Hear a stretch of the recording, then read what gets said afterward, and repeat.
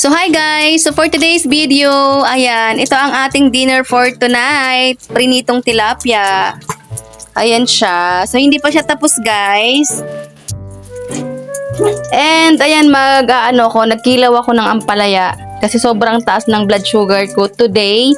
So kakarating ko lang galing sa pa-check up. Umabot siya ng 282. Which is sobrang taas niyan. So nilagyan ko lang siya ng sibuyas and sili. Tapos suka. Ayan, so ito pa yung ating remaining na ipiprito. So for the sausawan ng ating prito, ayan, gumawa ako ng toyo na may sibuyas and then lalagyan ko to ng suka. Medyo naubusan kasi ako today, so papabili muna ako. So ayan na guys, luto na siya. Ito na yung ating prinitong tilapia.